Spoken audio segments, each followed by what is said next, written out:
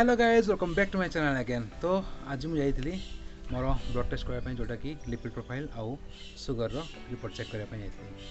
तो आज रिपोर्ट मु पूरा डिस्कस करवा तापर पूर्वर मोर जो बॉडी हेल्थ कंडीशन थिला ताको भी डिस्कस करवा।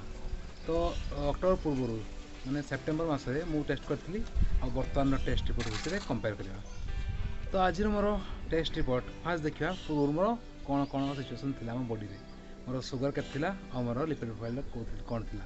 सेप्टेम्बर मासरे मोर जो फास्टिंग टा कराइतला फास्टिंग सुगर थिला 92 रहउतला मोर, जोटा कि 70 to 110 भीतर रहबा कथा सेटा मोर 70 रहउथाय। किंतु पोस्ट फ्राइडे जोटा कि PP2 जोटा कि मोर 132 जोटा कि 80 to 140 भीतर रहबा कथा, किंतु सेटा मोर 132 जोटा कि टिके अधिका थिला काहे कि ना एज रे माने 29 28 एज रे एते रहबा ठीक नै। आ तापर मोर कोलेस्ट्रॉल थिला 192, तापर मोर ट्राइग्लिसराइड थिला 353, HDL मोर थिला 48 जोटा कि ठीक ठाक थिला। किंतु LDL जोटा कि 100 भीतर रहबा कथा सेटा 113 थिला।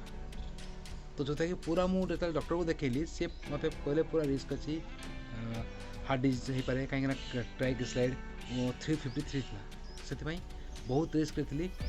किंतु मु बहुते तापर मेडिसिन खाउतबी कि किछि करी कि सब ऊपर इम्प्रूवमेंट आनी जमा नुहे कहीं मु केवल एक्सरसाइज और डाइटिंग रे मु वर्तमान मोर जोटा कि आज टेस्ट एटा हूँ फास्टिंग हूँ 82, पोस्ट फ्राइडे मैंने PP2 हूँ 108 जोटा कि 82 140 रहा कथा 108 अच्छी और फास्टिंग टा 82 जोटा कि 70 to 110 रहा कथा 82 अच्छी। और कोलेस्ट्रॉल आज अच्छे 155 जोटा कि बहुत भीतर अच्छी, जोटा कि 120 to 200 रहा कथा 155 अच्छी। ट्राइग्लिसराइड जोटा कि 50 to 170 रहा कथा सेटा अच्छी 109 109 अच्छी। तापर HDL जोटा कि माने 35 रो अधिक रहा 38 अच्छी। और LDL जोटा कि 100 तले रहा कथा 95 अच्छी।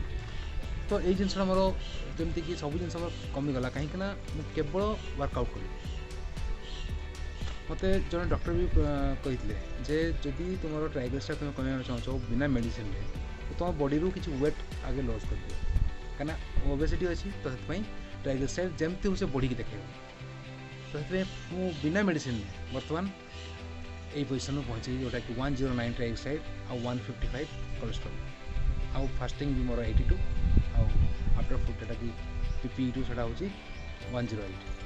तो ये आप देखिए वर्कआउट और डाइटिंग केते इफेक्टिव आम बॉडी।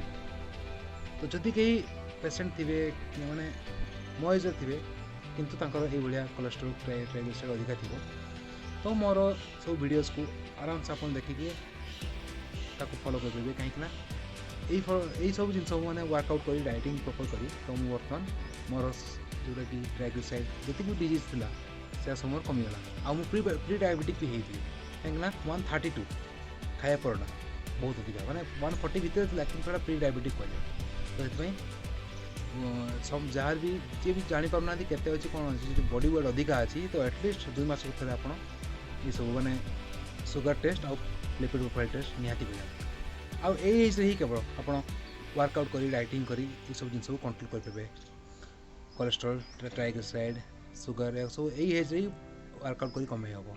थरे एज बढ़ीगला 40 क्रॉस कलापर आपन को बहुत कष्ट हो कहीं से बॉडी एत जल्दी रिकवरी कर आपको मेडिसिन सहायन भाई ही पड़ो। तो ये सब बेस्ट हो जिते जल्दी आप निज बॉडी को ठीक कर।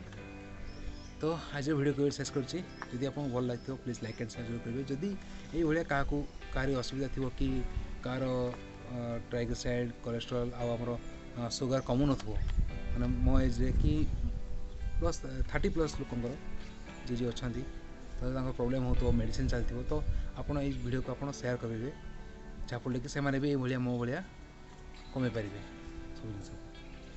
तो मोर ये रिपोर्ट आप देखिपे केते बढ़िया सब जिन कंट्रोल आसी आउ ट्राए करी मोर कोलेस्ट्रॉल 155 यहाँ को आउ 140 130 कौन तो देखा केत बाटे जापर। तो thank you so much for watching.